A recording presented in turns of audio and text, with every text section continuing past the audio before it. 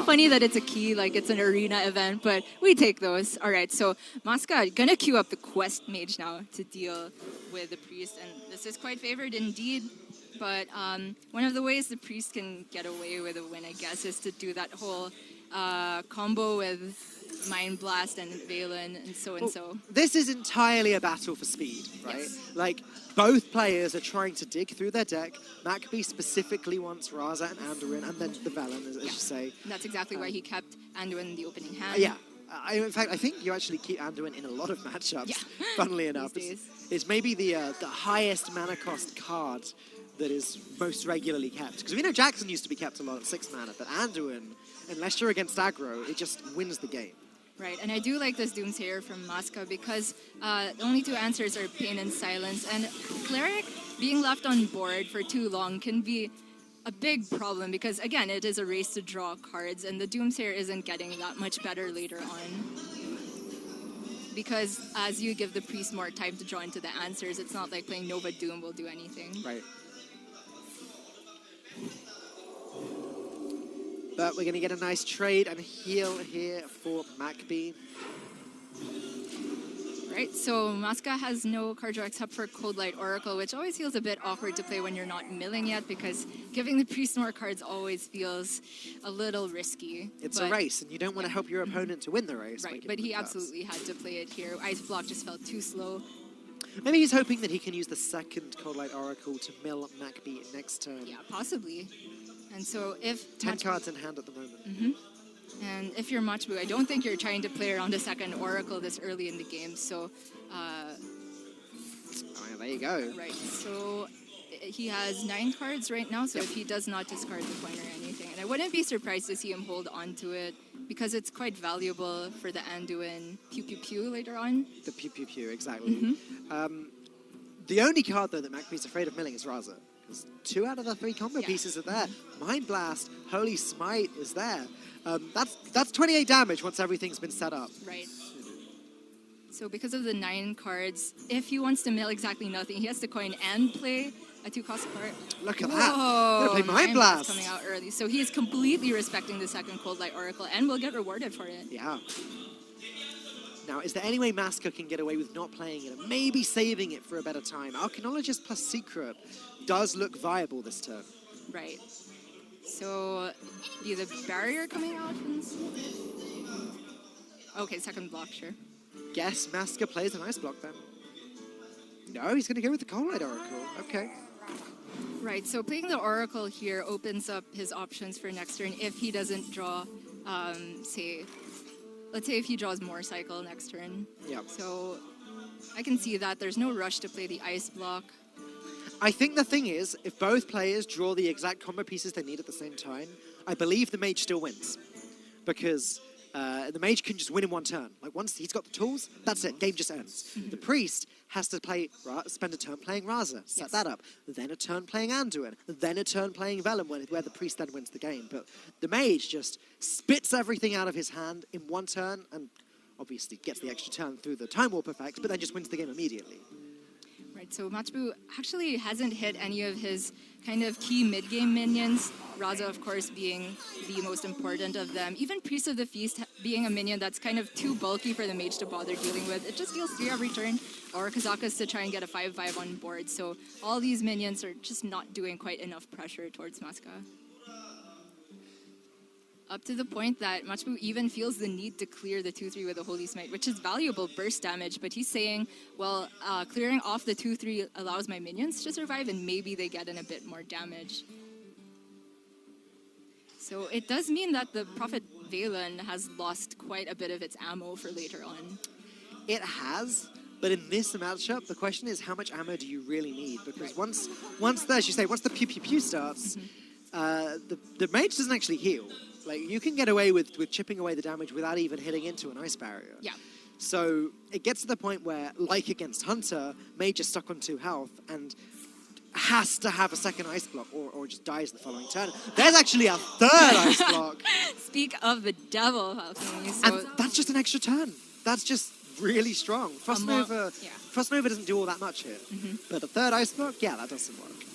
Right, so another key thing for ice block is actually how the priest can sometimes use it if they're really lucky to get it off some sort of copy effect to kind of negate the quest mage. So if they play ice block on the turn that the OTK comes down, then they're able to do 3 things on their following turn. 1, clear the mage board, Right. and 2, heal up. It's actually just 2 things. Sure. Haha.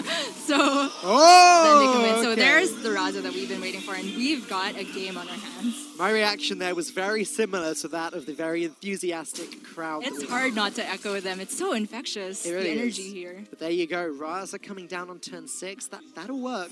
Not healing up the cleric because Macbee doesn't want to draw too many cards. Absolutely. He's got what he needs now. There's no need to draw cards anymore. But it's always nice to, like, say, get one more cheap spell to deal with Anduin more. This is where the Anduin battle cry gets a little bit frustrating because Macbee would probably quite like to, have Raza stick around, maybe even try and preemptively drop the Velen next turn and then play Anduin the turn after. Problem with that is that Anduin then blows up all of his own minions. So you actually have to play Velen after Anduin. Right.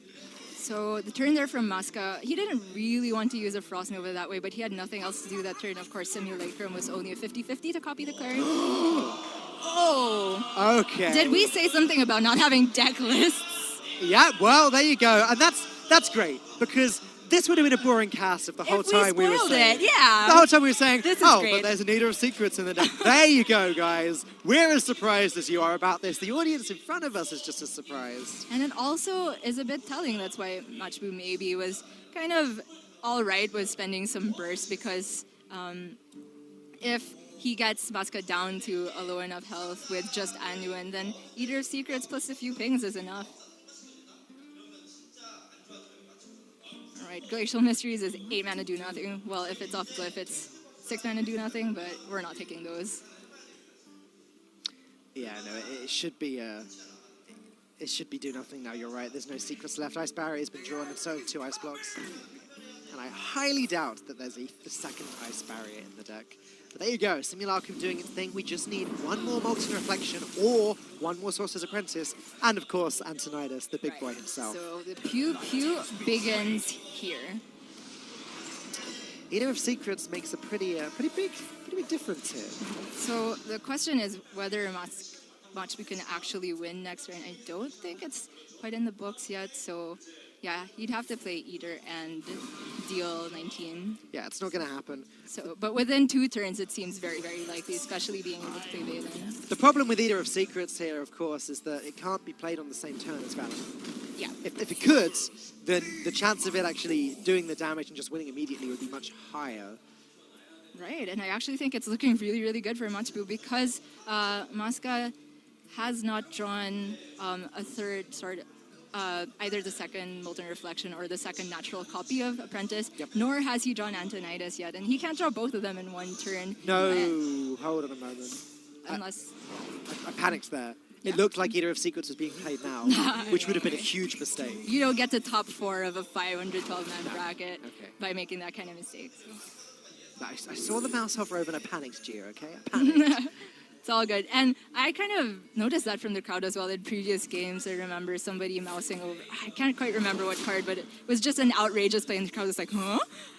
Their reactions transcend all language barriers, which is great. So does Hearthstone. Hearthstone transcends all language barriers. Sure, yeah. It's true, because a while ago the cards were all written in Korean and we were just casting it anyway. Yeah. And now they're all written in English and the crowd still is completely aware of what everything does. Look at that. Macbee's going for it. He wants that next turn lethal, just straight up. Right, and it can work, I believe. So you go Hero Power, Eater, Hero Power, Yeah, easily. Yeah. Even if you go Kazakis, get 1 mana potion, like with the Eater of Secrets, that works as well. You just got to play 4 cards. So what Masca needs to do to win this game, or what he needed to do to win this game, is go all in with the Sorcerer's Apprentices and hope for the best. But unfortunately, he has no idea that there's an Eater of Secrets in Maccabee's deck, so he didn't feel like he's under the pressure to do that. He believes he's still got 3 more turns thanks to the ice blocks. And now, Macbee is just going to take his first win of the series. Down it comes. And Masca's facial reaction, actually not much. He just blinks a little. got a little, just a smug look. I can imagine his heart sinking in his chest, though. Like, going from feeling that you've got this guaranteed win to just being eliminated with a deck that you thought was favored is not nice at all. The crowd is going wild about the Theater of Secrets. Really great to see how this format can make things way more interesting. Yeah. It is a high-stress position for the players, but we were thinking, oh, the Quest Mage definitely favored in